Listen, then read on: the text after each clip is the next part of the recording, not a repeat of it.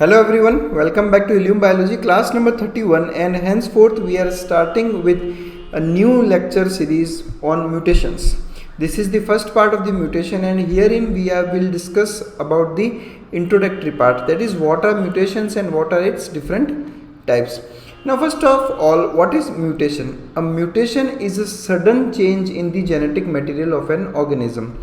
Now what is the genetic material? Genetic material is that material that is transferred from one generation to the other generation, and only two nucleic acids, that is RNA and DNA, act as genetic material.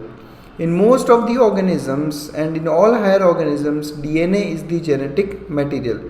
So mutation is a sudden change in the DNA of an organism which leads to the change in the genotype and in some cases the phenotype also. Now in all cases of mutation, phenotype does not change.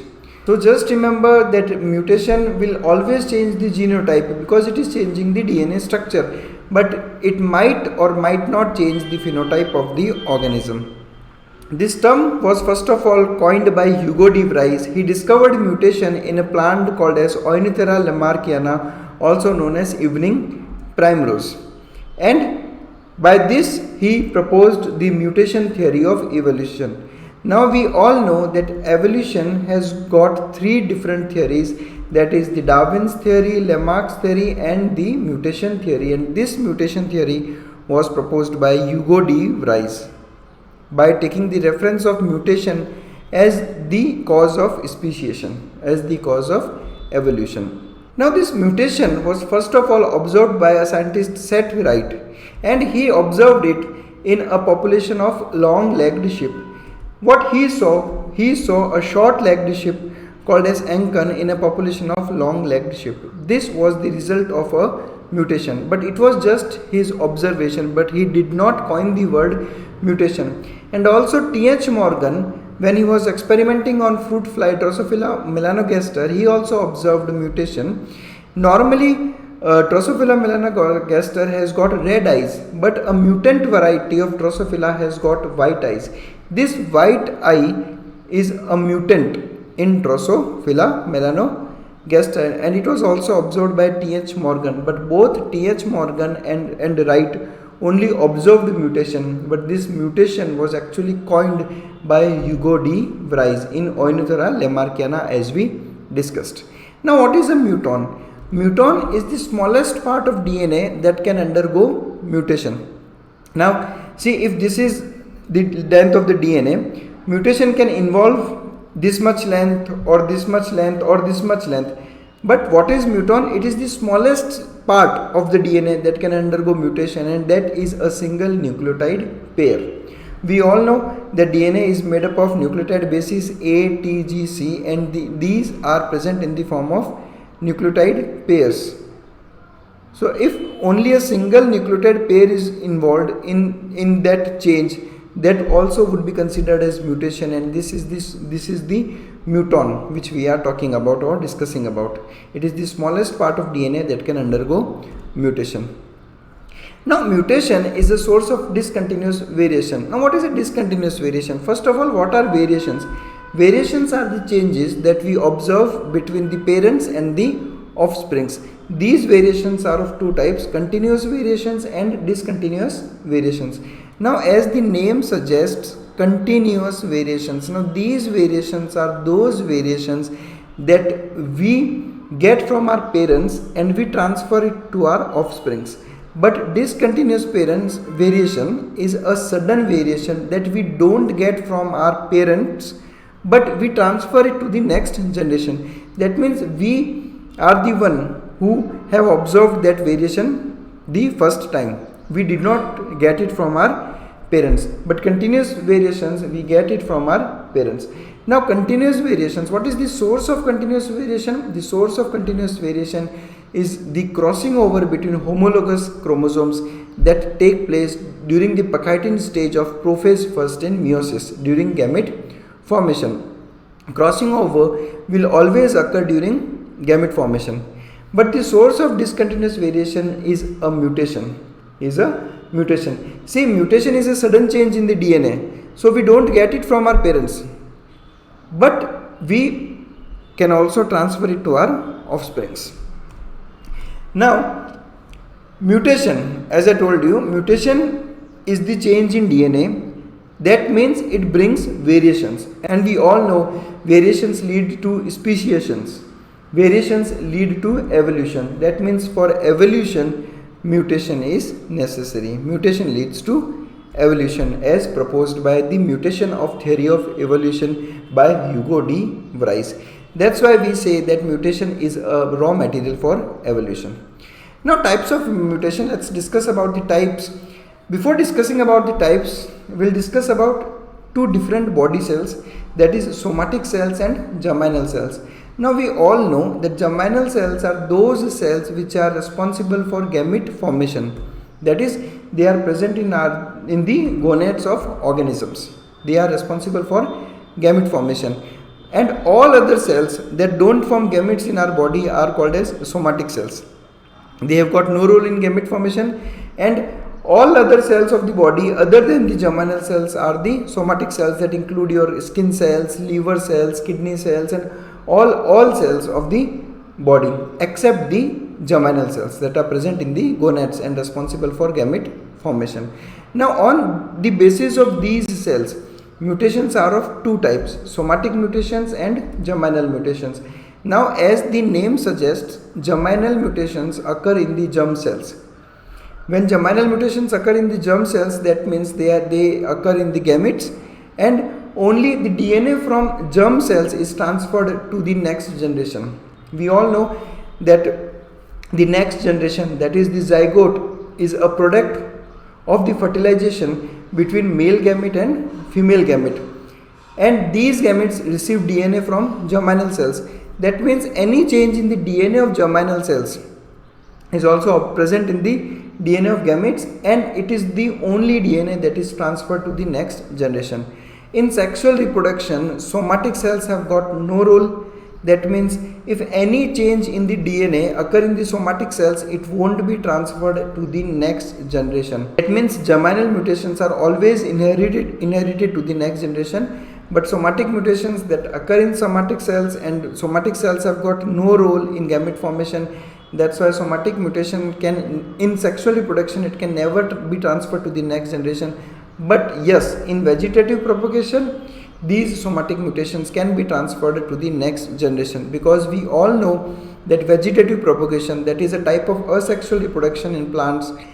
In vegetative propagation, somatic cells are responsible for the new plants or the new generation of plants. That is, only somatic mutations are transferred in the case of vegetative propagation only, but in sexual reproduction only germinal mutations are inherited. Now, mutations again are of two types, spontaneous mutations and induced mutations. Now, spontaneous mutations are natural mutations that occur spontaneously and naturally in any organisms, but induced mutations, as the name suggests, it is induced in the laboratory by using certain techniques. So spontaneous mutations are natural mutations, and induced mutations are induced in the lab with the help of some agents called as mutagens. And we must all have heard about a name, MS Swaminathan, who induced mutations in many wheat varieties to obtain better and better varieties of wheat, and that was responsible for the Green Revolution in India. So what are mutagens? Mutagens are the agents that causes mutations. These are different kinds of chemicals or radiations that can cause mutations. We'll discuss about mutagens in detail in our upcoming video. This is the picture of MS Swaminathan. He was a great scientist and responsible for Green Revolution in India.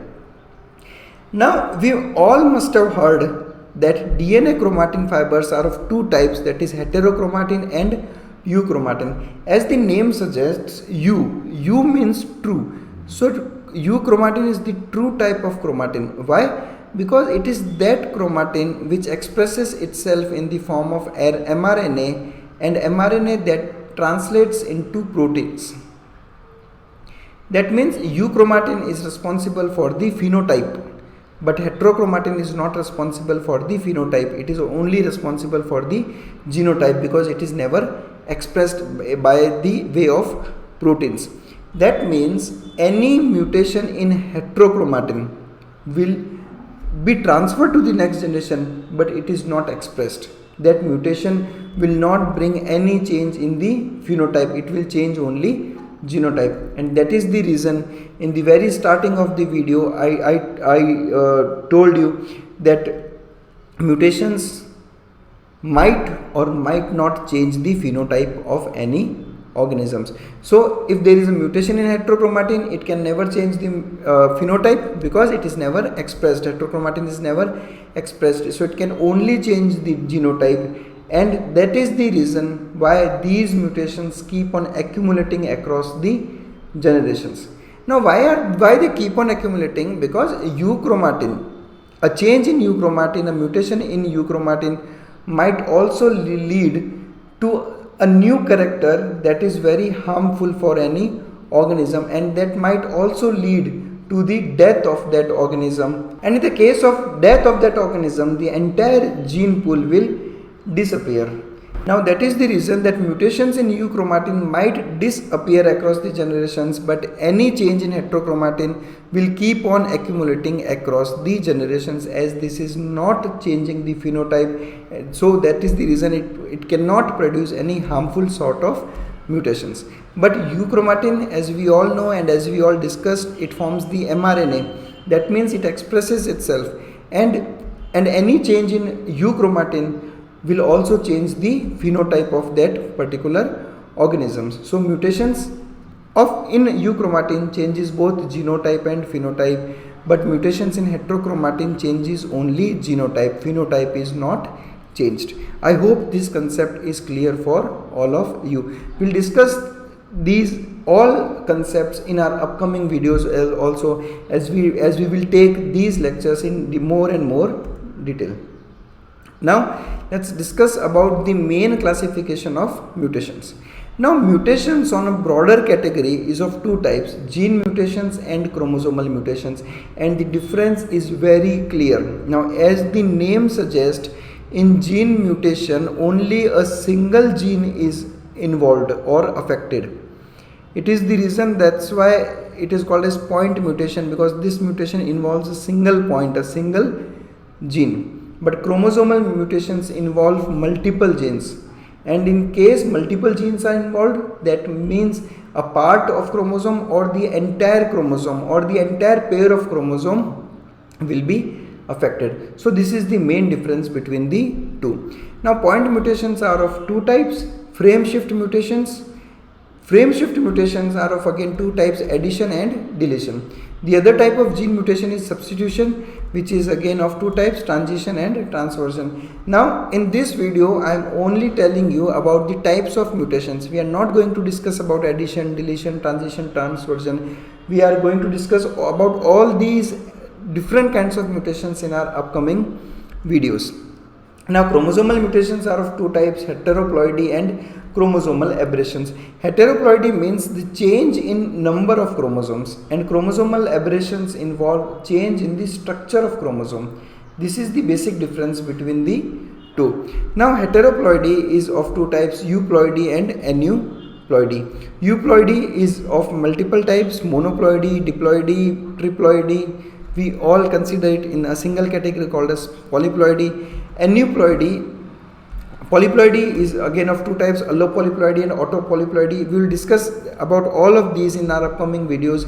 Aneuploidy is of two types, hypoaneuploidy and hyperaneuploidy. Hypoaneuploidy is further categorized into nullisomy, monosomy, or hyperaneuploidy has got different types, trisomy or tetrasomy. Chromosomal aberrations are of four different types, that is translocation, duplication, deletion and inversion. So that's it in this video. This is only the introductory part of the mutations. Now in the upcoming videos we'll discuss about all these different kinds of mutations, and we will discuss them all in detail. So thanks a lot for watching us. Stay connected with us for more such videos. Thank you.